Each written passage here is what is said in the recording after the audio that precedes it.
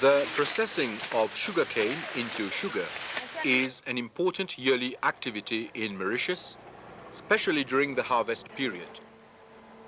It usually starts in June and proceeds up to mid-December. During this period, the 19 sugar factories of the island are all busy processing around 6.2 million tons of sugarcane to produce about 650,000 tons of sugar. These activities are crucial to the Mauritian economy as they provide jobs to about 50,000 Mauritian workers and they bring about 5 billion rupees worth of foreign currency into the country.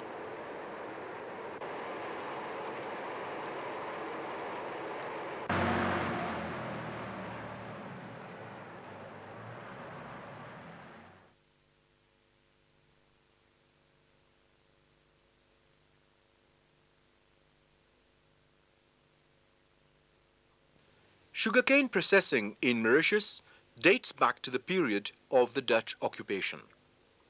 Sugarcane itself was introduced by the Dutch governor Van der Stel in 1639 from Java.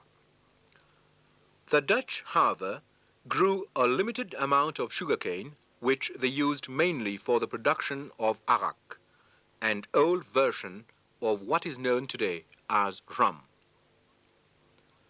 Not much is known about the way the Dutch extracted cane juice from the canes. They were probably using simple hand-operated pressing machines on an artisanal scale. The cane juice so extracted was normally distilled in an alembic to produce arak. A small amount of sugar was probably also produced.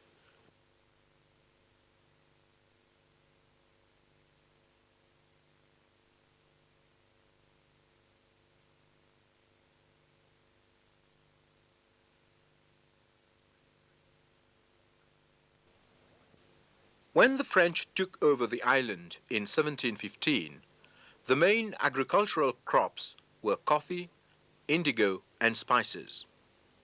Some sugarcane was also cultivated mainly to meet the demand for rum and to a lesser extent for sugar and alcohol.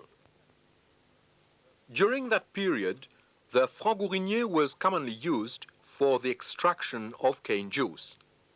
The franc-gourinier made of stone consisted of a cylindrical movable part as well as a platform which was fixed and flat. Operated by 2 men, the cane was crushed by the weight of the movable part and the juice flowed along grooves from the fixed part into a container placed by its side. This juice was evaporated in a series of shallow basins to obtain a very raw form of sugar.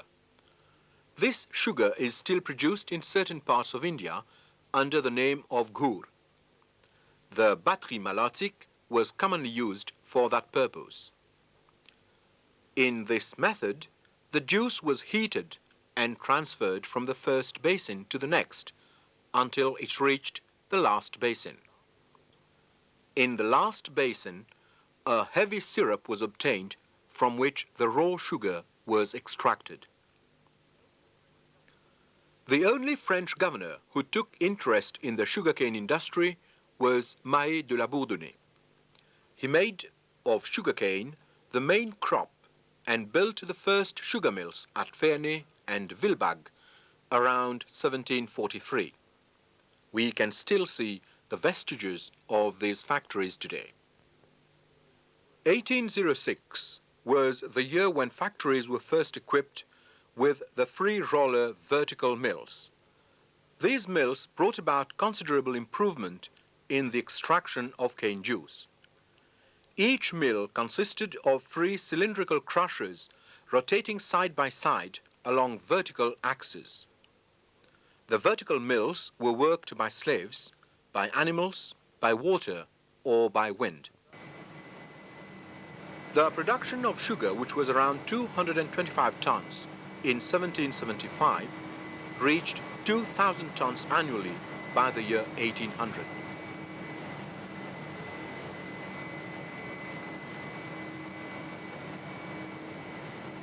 It should be noted that along with sugar, some 350,000 litres of arak were also produced in 1775.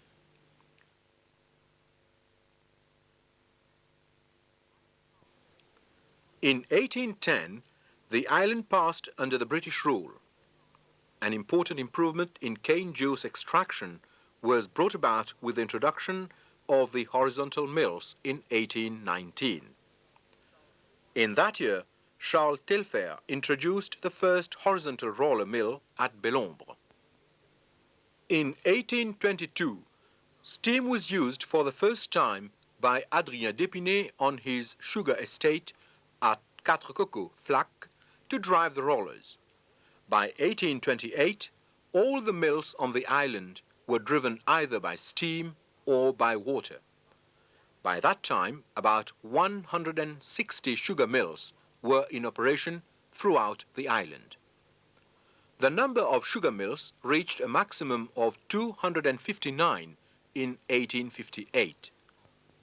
From then on, it started to decline to reach the figure of 85 mills in 1890.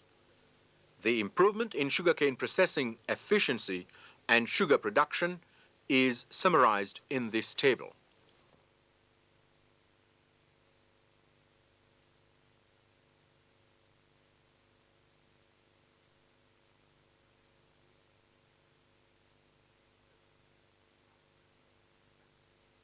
Sugarcane processing has progressed tremendously since the colonial period. The artisanal factories of the past have been replaced by modern ones with high processing capacity and with more advanced technology. The Mauritian sugar technology is actually among the most efficient in the sugar world. The processing of sugarcane in a modern factory follows a set of well-established procedures. It varies slightly from one factory to another, but on the whole, it follows a general pattern. The sugarcane is sent from the fields to the factory mostly by lorries, with a capacity of 5 to 10 tons. Each lorry goes over the weighing bridge, where the weight is recorded. Some factories are fitted with electrical devices and computers for automatic weight recording.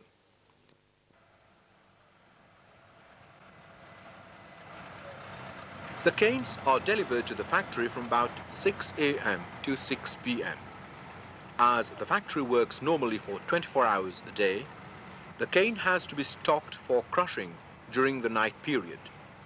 So during the day, while one crane is busy unloading the cane on the feeding table to keep the factory going, another one unloads part of the cane consignments in an area near the feeding table called the cane platform.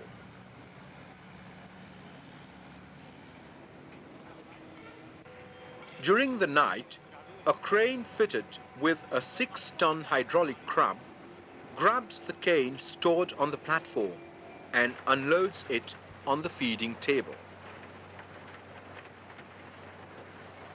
The cane preparation station consists of a feeding table which brings the cane to the cane cutters and finally to the shredder. The feeding table is fitted with a leveler which breaks the piles of canes, thereby ensuring a uniform supply of canes to the cane cutters. The purpose of the cane cutter is to chop the whole canes into small pieces and to provide a uniform mass of cane to the shredder.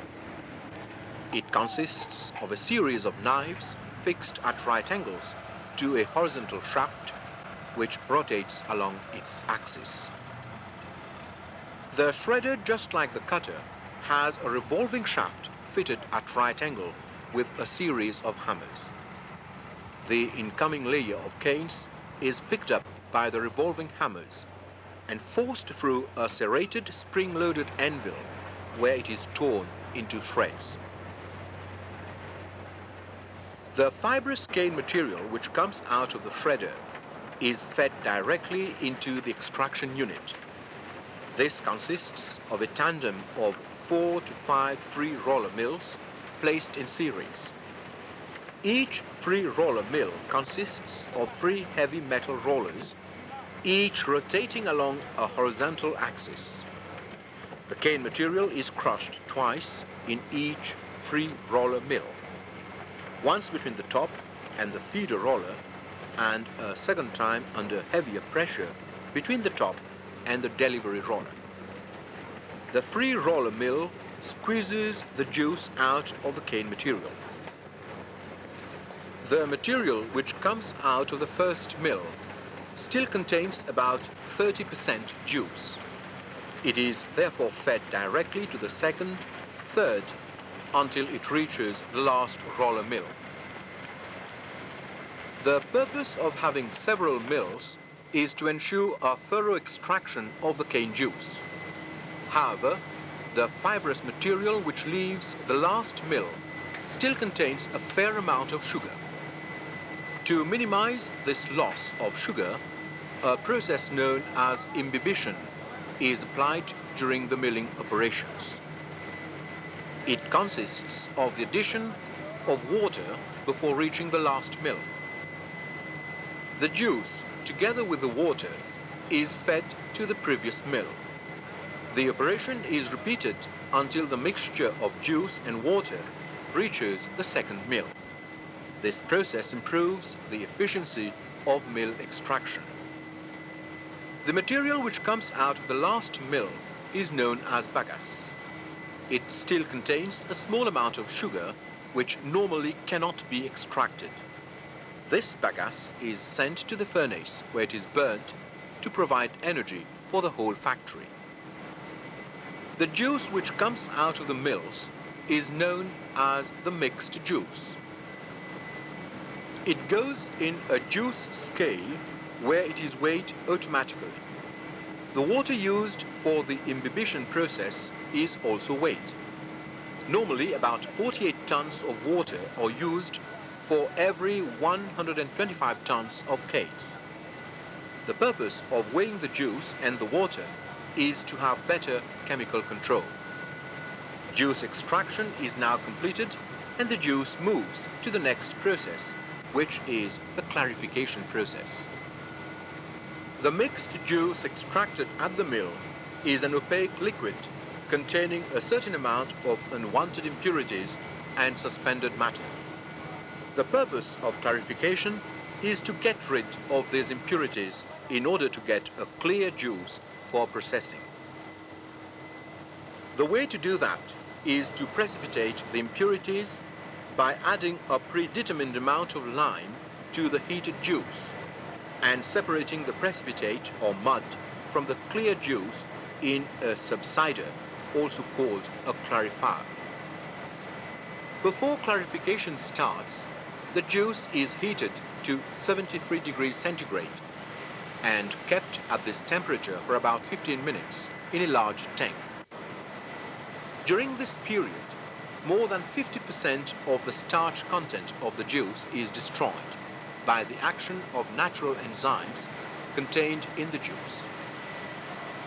The juice is then limed to a pH of 7.8, controlled by a pH meter. After the addition of lime, the juice is heated again to 103 to 104 degrees centigrade and pumped to the clarifier, which is a big subsider where the juice will reside for about 1 hour.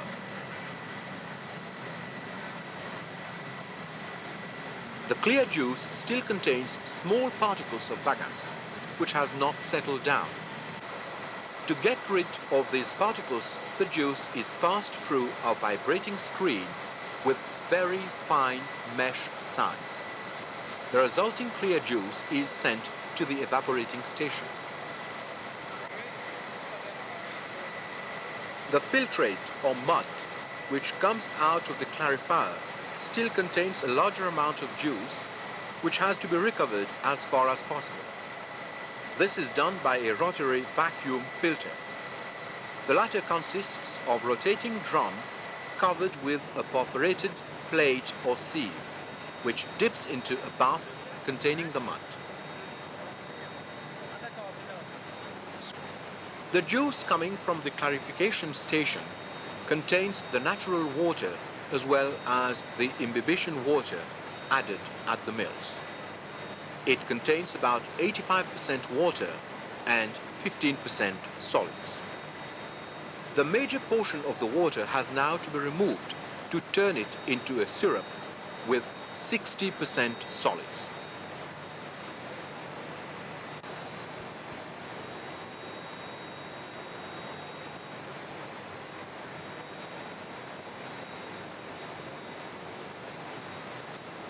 The syrup next goes to the vacuum pans.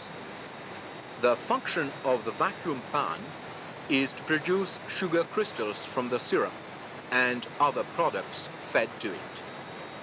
The incoming syrup, also called the mother liquor, is evaporated further until the right point of supersaturation is reached.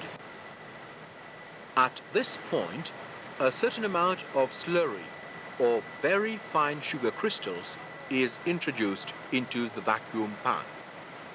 This seeding procedure starts the development of the sugar crystals in the mother liquor.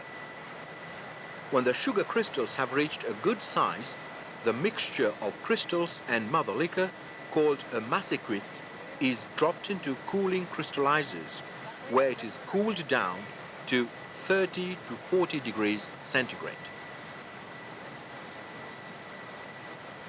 The sugar crystals in the cooled massicrete are separated from the mother liquor in a centrifugal machine. There are 4 centrifugals, each of which rotates at a speed of 1,500 revolutions per minute. The running which comes out of the centrifugals still contains some sugar. It is therefore sent to the running storage tanks, where it will be used to form a massicrete of lower grade. This massicrete yields a low-grade sugar, and the running which is left is discarded as molasses. The lower-grade sugar is dissolved in water and sent back to the syrup tank.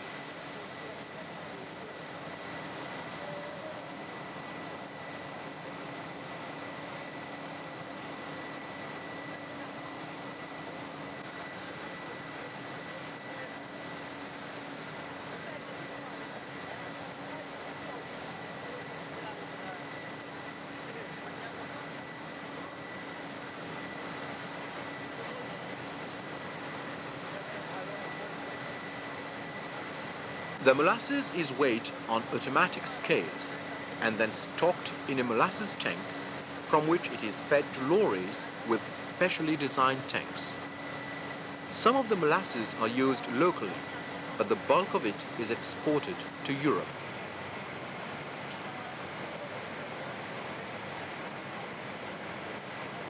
The raw sugar coming out of the centrifugals lands on a grasshopper. This consists essentially of a vibrating sieve. The purpose of the grasshopper is to remove coarse pieces of sugar to carry the sugar to the drum. Before going to the sugar storage bin, the sugar is passed into a sugar dryer to remove excess humidity.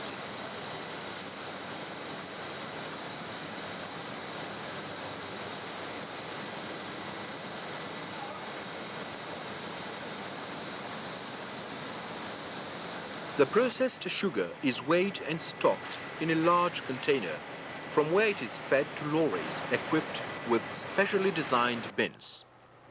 These lorries take the sugar to the Mauritius Sugar Bulk Terminal.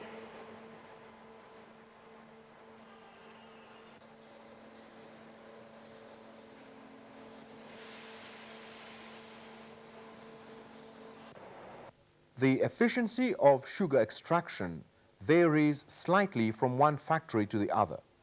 However, on average, 9 tons of canes are needed to produce 1 ton of raw sugar. About 9 tons of sugar are obtained from 1 hectare of cane plantation. Out of the 650,000 tons of sugar produced annually,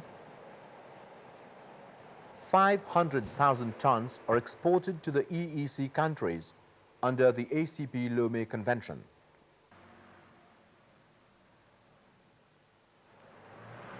40,000 tons are consumed locally and the rest are exported to countries such as the United States and Canada.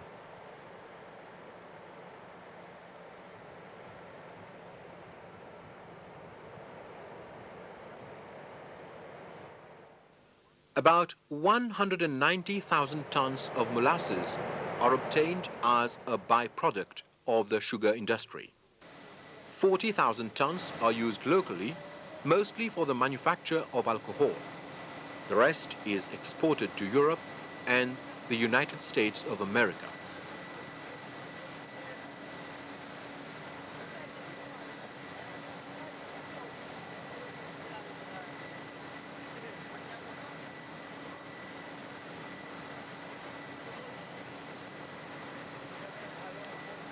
Bagasse, which is the next important byproduct, is used mainly as an energy source. The bagasse is burned in special furnaces called boilers to produce steam under pressure. The surplus electricity is sold to the Central Electricity Board. About 25% of the local electricity production comes from bagasse. 350 years after it was first introduced on the island, sugarcane is still playing a key role in the national economy.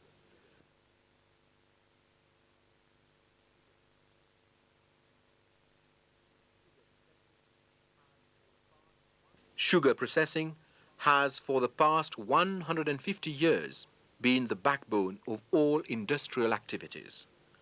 It will probably stay as the spearhead of our industrial development for many more years to come.